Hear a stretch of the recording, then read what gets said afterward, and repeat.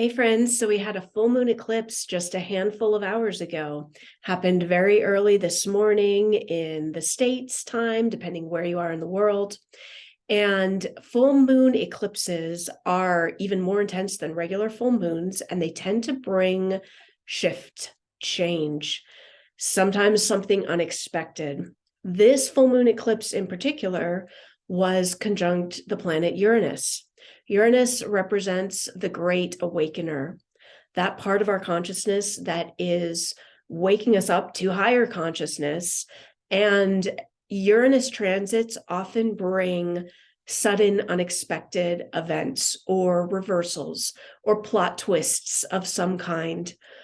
Thing to remember about Uranus transits is rather than labeling the events good or bad, even though our minds are going to want to do that, of course, know that when Uranus is in the house, it's all about waking you up to your next level of consciousness.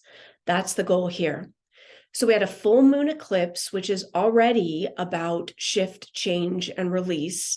And then we had it directly conjunct Uranus, which just adds that extra wild card element of surprise. Now, how this affects you is going to be different based on your own natal chart and how it interacts with the rest of your chart. But you can get some insight if you know the houses of your chart by looking at which house this eclipse fell in to let you know what area of your life you might be having an experience of something is shifting, probably whether you like it or not. But here's the thing to know. The wake-up calls that need to happen right now, they're going to happen. The shift that's happening is about whatever already needed to take place. And this is all the energy coming in to support it and to create that change that needed to happen. A couple more things about this eclipse, along with being conjunct Uranus, the moon is opposite Mercury and Venus. Right now, Mercury, Venus, and the sun are all hanging out together in Scorpio. And this full moon opposed Mercury, Venus, as well as, of course, the sun, because that happens in every full moon. Mercury represents the intellect, our thinking process. Venus represents the heart center. So both of these, we're talking all the personal planets, are up for change, for wake-up calls, for shifts that may happen seemingly out of the blue, unexpectedly, or just a change in plans in some way, because that's often what Uranus tends to bring. The other interesting thing, or one more interesting thing I should say about this eclipse, is it also happened in an angle called the inconjunct to Chiron. Now, Chiron represents the wounded healer, that part of ourself where there's that wounded place that just feels so deep and so much and maybe so impossible. Chiron is about the journey of coming into a different relationship with that wounded place so that it no longer rules the show. We're still going to feel all the stuff, but there's a mastery level relationship to it so that it's not driving you, it's not driving your decisions, your consciousness, so that who you're being is not coming out of wound. So that's what Chiron represents. And the inconjunct angle represents a choice point in some way. It's often a small shift. It's not like a square that's a big dramatic thing. But that's why exactly I think the inconjunct is such a powerful angle to work with, because it represents, okay, where can you look for the subtle, small, new choice, or the big choice if that's what's being presented to you?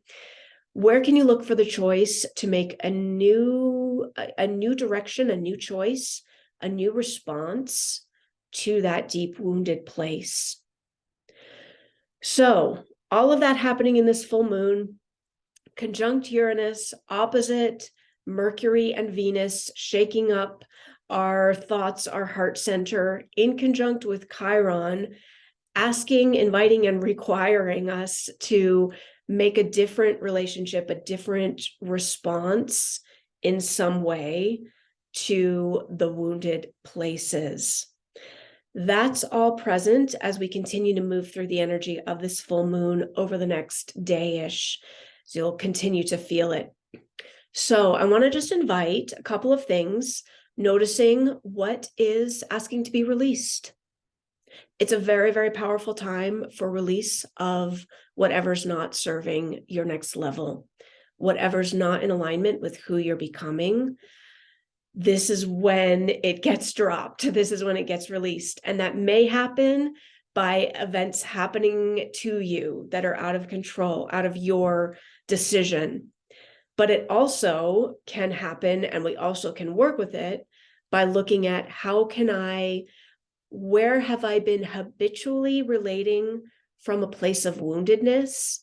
Because that shit starts young and deep, right? Usually these deep wounded places represented by Chiron are places that have probably been there for most of our lives and perhaps generationally as well. We're talking really deep patterns that are unconscious. This is a moment where like the light may be getting shown on, oh my gosh, look at how I've been operating out of wound. That can be a really painful light to get shown on, but it's the most powerful thing when we can respond to it by going, time to make a new choice. Time to release what is no longer in service and no longer in alignment with who I'm becoming, with who I'm waking up to being. So that is what is up for this full moon. I want to invite you to release whatever may have hung on that's no longer aligned for you, and to think about embracing and dancing with change, as always. But this full moon's a biggie for change, again, depending how it hits your chart. But remembering that the more we're grounded into our physical bodies, and this is one reason why I'm so passionate about nervous system work, about being in our physical vessel, the more grounded we are in our bodies, the more we're able to gracefully dance with the change and the shift that happens, instead of resisting it, instead of freaking out, instead of spinning out. What if it's all just energy? What if it's all just change moving you towards your higher next level you? Whether the events that might be happening feel good, bad, a mix, or somewhere in between, what if it all is about the energy of moving you to your next level of consciousness? That's the energy of this moon. It's a biggie. I invite you to mindfully, heartfully, and lovingly towards yourself explore and hold yourself in so much care and so much compassion as you allow whatever is happening to happen, because we can't fight it. And whatever energy needs to move through at this time is going to do so. When we can dance with it gracefully, we can let it move us to who we're meant to be. Sending you lots of love. Take great care.